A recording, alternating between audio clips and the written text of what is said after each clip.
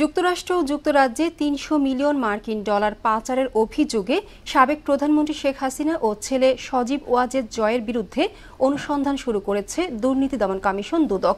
এদিকে জুলাই-আগস্ট গণহত্যা মামলার প্রধান আসামি শেখ হাসিনার বিরুদ্ধে ইন্টারপোলের রেড নোটিশ জারির বিষয়ে কিছু জানা নেই বলে জানিয়েছেন চিফ প্রসিকিউটর তাজুল ইসলাম।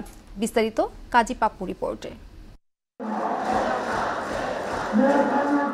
গণ অভ্যুত্থানে ক্ষমতাচ্যুত প্রধানমন্ত্রী শেখ হাসিনা ও তার ছেলে সজীব ওয়াজেদ জয়ের বিরুদ্ধে ৩০০ মিলিয়ন মার্কিন ডলার বিদেশে পাচারের অভিযোগ অনুসন্ধান শুরু করেছে দুর্নীতি দমন কমিশন।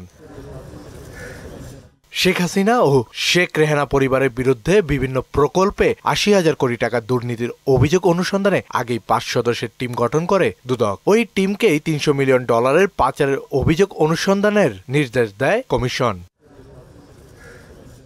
এদিকে আন্তর্জাতিক অপরাধ ট্রাইব্যুনালের চিফ প্রসিকিউটর মোহাম্মদ তাজুল ইসলাম বলেছেন, সাবেক প্রধানমন্ত্রী ও আওয়ামী লীগ সভাপতি শেখ হাসিনার বিরুদ্ধে ইন্টারপোল রেড নোটিশ জারি করেছে কিনা তা জানা নেই। বাস্তবিক অর্থে ইন্সপেক্টর জেনারেল অফ পুলিশের অফিসে আমরা এই খবরটা আপনাদেরকে ক্লিয়ারলি বলতে পারছি না যে তাদের মাধ্যমে এটা জারি হয়েছে কিনা বা ইন্টারপোলের ওয়েবসাইটে এটা অ্যাভেলেবল আছে কিনা। শেখ হাসিনার বিরুদ্ধে যে তদন্ত প্রক্রিয়া যেটা আছে সেটা খুব জোরে সোরে চলমান আছে।